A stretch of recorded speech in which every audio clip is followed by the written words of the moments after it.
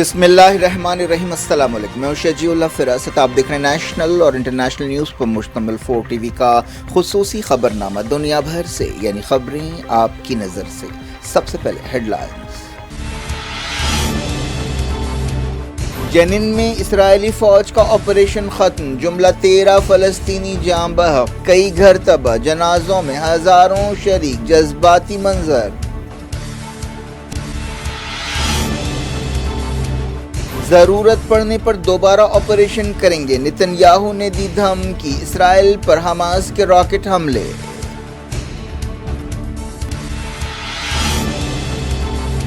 افغانستان میں beauty parlours بند ہو جائیں گے، طالبان حکمرانوں نے دی 1 مہینے کی ڈیڈ لائن۔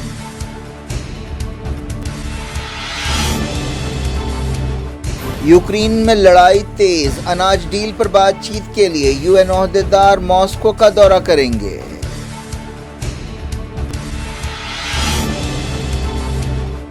چائنا نے یورپی یونین فائنانس منسٹر کا بیجنگ دورہ کینسل کر دیا، کوئی وجہ نہیں بتائی گئی۔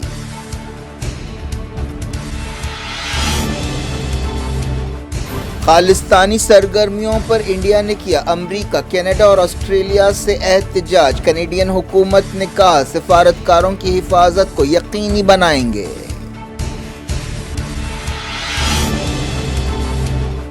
جھارکھنڈ کی عدالت نے Tabrez Ansari mob lynching case میں 4 ملزمین کو دی 10 سال جیل کی سزا۔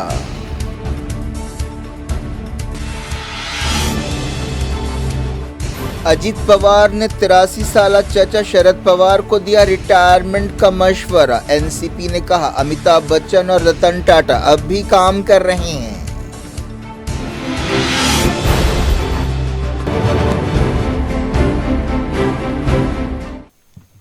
ہیڈ لائنز آپ نے دیکھی، اب خبروں کی تفصیل کی طرف آپ کو لیے چلتے ہیں۔ سب سے پہلے بات کرتے ہیں فلسطین کی۔ اسرائیلی فوج مغربی کنارے سے باہر نکل گئی ہے اور اپنا 2 دن سے جاری آپریشن ختم کر دیا ہے۔ اس آپریشن کے دوران کم سے کم 13 فلسطینی جاں بحق ہوئے اور ہزاروں بے گھر ہوئے۔ ان کارروائیوں کے دوران اسرائیل کا ایک فوجی بھی مارا گیا۔ اسرائیلی فوج نے دعویٰ کیا کہ اس نے جنین ریفیوجی کیمپ میں ملیٹنٹ تنظیموں کو بھاری نقصان پہنچایا ہے۔ اس آپریشن کے دوران ہوائی حملوں اور سینکڑوں زمینی سپاہیوں کا استعمال کیا گیا۔ یہ بات صاف نہیں ہے کہ یہ امن کب تک رہے گا۔ جنین میں یہ کارروائی 2002 کے بعد سے ایسا سب سے بڑا آپریشن ہے۔ ایسی ایک کارروائی کے بعد 2002 میں دوسرا انتفاضہ شروع ہوا تھا جو 2005 تک جاری رہا تھا۔ مغربی کنارے سے پیچھے ہٹنے سے پہلے اسرائیلی وزیر اعظم بنجمن نتن یاہو نے کہا کہ ضرورت پڑنے پر ایسا آپریشن پھر سے کیا جائے گا۔ انہوں نے کہا کہ میں آپ کو یقین دلاتا ہوں کہ یہ جنین میں اکیلا آپریشن نہیں ہے، ہم جہاں کہیں دہشت گردوں کو دیکھیں گے انہیں ختم کر دیں گے۔ حماس نے اسرائیل میں راکٹ حملے داغے۔ اسرائیل نے دعویٰ کیا کہ اس نے کئی جگہوں پر راکٹوں کو روکا۔ غزہ میں بعض مقامات پر اسرائیل نے ہوائی حملے کیے۔ جنین میں اسرائیلی فوج کے واپس جانے تک بھی جھڑپیں ہوتی رہیں۔ اسرائیلی فوج نے منگل کی رات بھی جنین میں ایک قبرستان میں مزاحمت کاروں کے ٹھکانوں پر حملے کیے۔ اس سال اب تک مغربی کنارے میں 140 سے زیادہ فلسطینی جاں بحق ہوئے ہیں۔ فلسطینیوں کے حملوں میں کم سے کم 25 اسرائیلی مارے گئے ہیں۔ ڈاکٹرز وداؤٹ بارڈرز تنظیم نے الزام لگایا کہ اسرائیلی فوج نے ایک ہاسپٹل میں آنسو گیس شیلز چھوڑے جس کی وجہ سے ایمرجنسی روم دھوئیں سے بھر گیا اور ایمرجنسی مریضوں کو باہر نکالنا پڑا۔ یونائیٹڈ نیشنز کے انسانی معاملات کی چیف نے اسرائیلی فوج کے آپریشن کی شدت پر حیرت کا اظہار کیا جس کے دوران ہوائی حملے بھی کیے گئے۔ مغربی کنارے میں فلسطینیوں نے اسرائیلی دھاوے کے خلاف احتجاج کرتے ہوئے ہڑتال کی۔ جنین میں امدادی کام شروع کر دیے گئے، ملبے سے بعض لوگوں کو بچایا گیا۔ ایک ہی خاندان کے 6 بچوں کو ملبے سے باہر نکالا گیا، ان میں ایک معذور بچی بھی شامل ہے۔ جنین میں جاں بحق فلسطینیوں کے کئی جنازے نکلے اور ان کی تدفین عمل میں آئی۔ اس موقع پر جذباتی منظر دیکھے گئے، کئی عورتوں کو زار و قطار روتے ہوئے دیکھا گیا۔ جنین کے لوگوں نے کہا کہ اسرائیل ہمارے جذبے کو توڑ نہیں سکتا۔ ایک رپورٹ میں بتایا گیا کہ جنین کے 80% گھروں کو نقصان پہنچا۔ جنازوں کی تصویریں اور ویڈیو سامنے آئے ہیں۔ عورتوں کو بہت ہی جذباتی انداز میں اشکبار دیکھا گیا۔ جنازے میں ہزاروں لوگوں نے حصہ لیا۔ جنازہ نکالنے سے پہلے ان کی نماز جنازہ ادا کی گئی اور پھر جلوس جنازہ کے بعد ان کی قبرستان میں تدفین عمل میں آئی۔ اس موقع پر انتقام کے نعرے بھی لگائے گئے۔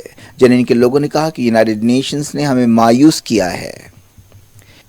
جنازے میں شریک ندال عبیدی نے کہا کہ یونائیٹڈ نیشنز کی ریلیف ایجنسی اور ریفیوجی ایجنسی ہمارے لیے کچھ نہیں کر سکی۔ الجزیرہ سے بات چیت کرتے ہوئے احتجاجیوں نے ایسے خیالات کا اظہار کیا۔ فلسطینی گروپوں نے جنین میں اسرائیلی فوجیوں کے واپس جانے کے بعد جشن منایا۔ جنین بٹالین نے کہا کہ ہم نے فتح حاصل کی ہے۔ اسلامی جہاد نے بھی فائٹرز کی تعریف کی۔ عرب لیگ کی ایک ہنگامی میٹنگ قاہرہ میں ہوئی جس میں اسرائیلی حملے سے پیدا صورتحال کا جائزہ لیا گیا۔ عرب لیگ میں ایجپٹ کے نمائندے محمد مصطفیٰ نے بتایا کہ ایک مرتبہ پھر ہم نے ایک اور جرم دیکھا ہے جس میں فلسطینیوں کا قابل قدر خون بہا ہے۔ فلسطینیوں کے نمائندے محمد اخلاق نے کہا کہ اگر ہم یا دنیا میں کوئی سمجھتے ہیں کہ مذمت کافی ہے یا بیان بازی کافی ہے تو وہ غلطی پر ہیں۔ فلسطینی نمائندے نے کہا کہ ایسی میٹنگ میں عربوں کی سطح پر یا عالمی سطح پر اسرائیلی جارحیت کو روکنے کے لیے تجویزیں پیش کی گئیں۔ فلسطینی اتھارٹی نے انٹرنیشنل کمیونٹی سے کہا کہ وہ سخت سے سخت کارروائی کرے۔ غزہ میں کئی جگہ جنین کے فلسطینی بھائیوں سے یکجہتی کا اظہار کرتے ہوئے ریلیاں نکالی گئیں۔ فلسطینی لیڈرز نے اسرائیلی کارروائیوں کو جنگی جرم قرار دیا ہے۔ فلسطینی اتھارٹی کے صدر محمود عباس نے اپنے ترجمان نبیل ابو ردینہ کے ذریعے سے کہا کہ انٹرنیشنل کمیونٹی نے شرمناک خاموشی اختیار کی ہے۔ اس شرمناک خاموشی کو توڑنا چاہیے اور اسے سنجیدگی سے کام کرنا چاہیے۔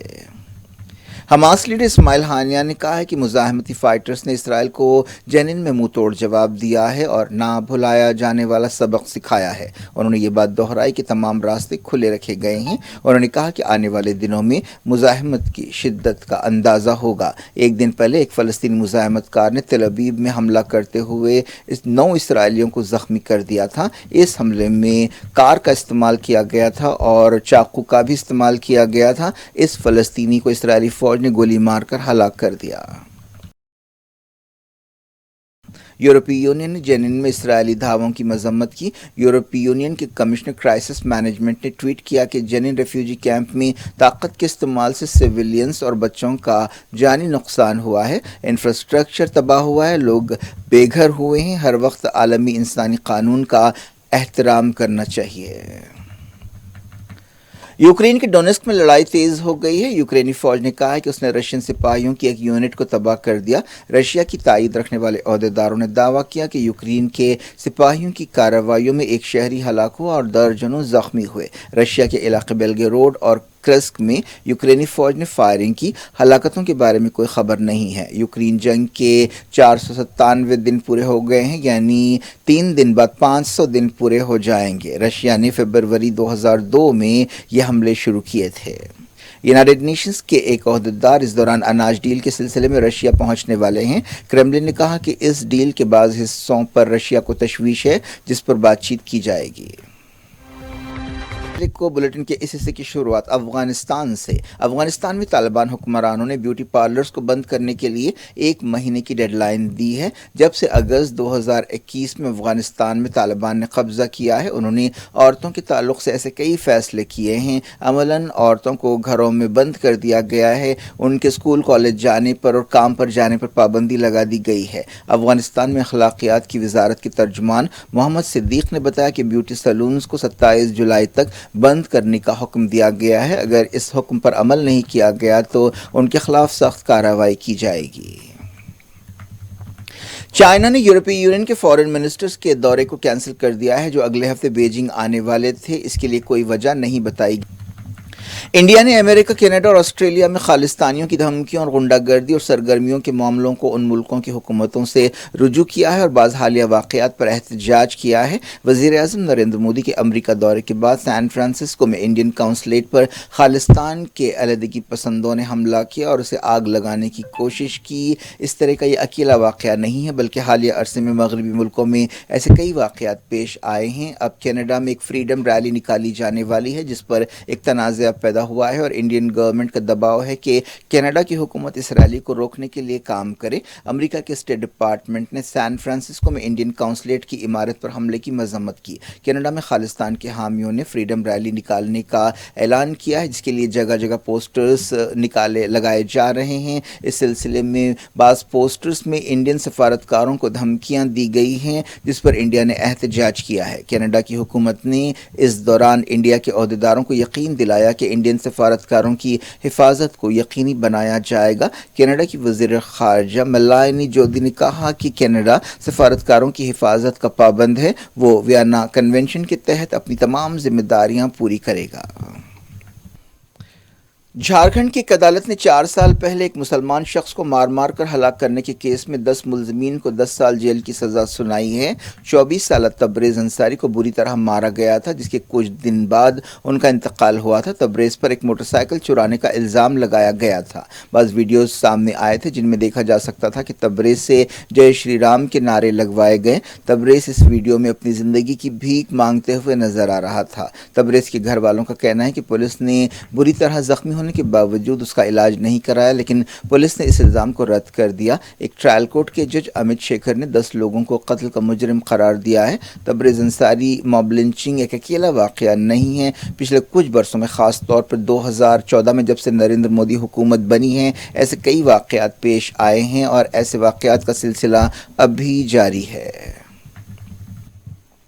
अब बात करते हैं एनसीपी बहरान की। महाराष्ट्र के deputy chief minister Ajit Pawar ने अपने 83 साल चाचा शरद पवार को याद दिलाया कि उनका रिटायरमेंट का वक्त आ चुका है। अजीत पवार ने बांद्रा में ताकत का मुजाहरा करते हुए एक मीटिंग में कहा कि बीजेपी में लीडर्स 75 साल की उम्र में रिटायर हो जाते हैं, आप कब रिटायर हो रहे हैं। 63 साल अजीत पवार ने कहा कि हर एक की एक इनिंग्स होती है, सबसे ज़्यादा कारामद साल या प्रोडक्टिव ईयर्स 25 साल से 75 साल होते हैं। उन्होंने इल्ज़ाम लगाया कि शरद पवार की जैसे एनसीपी 2004 से चीफ मिनिस्टर बनने का मौका खो रही है। उन्होंने कहा कि 2004 में हमारे एमएलएस कांग्रेस के एमएलए से ज़्यादा थे, लेकिन हमारे सीनियर लीडर ने कांग्रेस को चीफ मिनिस्टर का ओहदा दिया। अभी हमारे लिए साहब भगवान हैं, हम उनका एहतराम करते हैं। अजीत पवार ने कहा कि आईएएस ऑफिसर्स 60 साल की उम्र में रिटायर हो जाते हैं, बीजेपी लीडर्स 75 साल में रिटायर होते हैं। आप एल के अडवाणी और मुरली मनोहर जोशी की मिसाल ले सकते हैं। आप 83 साल के हो गए हैं, आप आशीर्वाद दीजिए, हम दुआ करते हैं कि आप लंबी उम्र पाएं। इस मौके पर अजीत पवार ने अपनी ताकत का मुजाहरा किया। एनसीपी के 53 में से 35 एमएलएज उनके साथ थे। अजीत पवार के इस बयान पर एनसीपी ने नाराजगी का इजहार किया। शरद पवार की बेटी सुप्रिया सुले ने उनका जवाब देते हुए कहा कि अमिताभ बच्चन और रतन टाटा अब भी काम कर रहे हैं। अजीत पवार के साथ, जैसा कि हमने बताया, 35 एमएलएस थे। इस दौरान शरद पवार ने अजीत पवार पर तनकीद करते हुए कहा कि एनसीपी का निशान हमारे साथ है, वो कहीं नहीं जा रहा है। शरद पवार ने कहा कि मेरी तस्वीर के सिवा अजीत पवार के ग्रुप के पास कुछ नहीं है। इस दौरान एनसीपी के बागी लीडर प्रफुल्ल पटेल ने अपोजिशन इत्तेहाद की कोशिशों का मजाक उड़ाया। मरकजी कैबिनेट ने digital personal data protection bill को मंजूरी दे दी है। मालूम हुआ कि 4 शंबे को होने वाली कैबिनेट मीटिंग में इसे मंजूरी दी गई। अब इसे पार्लियामेंट के मॉनसून सेशन में पेश किया जाएगा। क्या कुछ हो रहा है आपकी दुनिया में, आखिर में हेडलाइंस दुनिया भर से एक बार फिर देखते हैं। जेनिन में इस्राएली फौज का ऑपरेशन खत्म, जुमला 13 फलस्तीनी जान बहक, कई घर तबाह, जनाजों में हजारों शरीक, जज्बाती मंजर। जरूरत पड़ने पर दोबारा ऑपरेशन करेंगे, नेतन्याहू ने दी धमकी। इस्राएल पर हमास के रॉकेट हमले।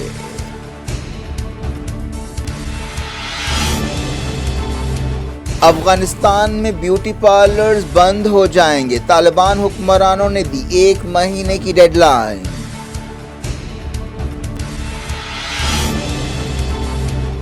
यूक्रेन में लड़ाई तेज, अनाज डील पर बातचीत के लिए यूएन ओहदेदार मॉस्को का दौरा करेंगे।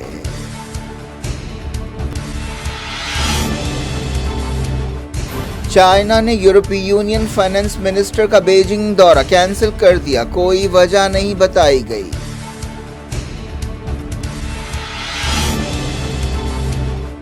खालिस्तानी सरगर्मियों पर इंडिया ने किया अमेरिका, कनाडा और ऑस्ट्रेलिया से एहतजाज। कनेडियन हुकूमत ने कहा सिफारतकारों की हिफाजत को यकीनी बनाएंगे।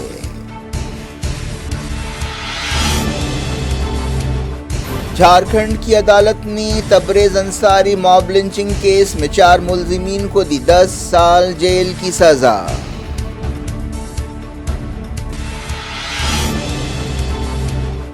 अजित पवार ने 83 साल चाचा शरद पवार को दिया रिटायरमेंट का मशवरा। एनसीपी ने कहा अमिताभ बच्चन और रतन टाटा अब भी काम कर रहे हैं।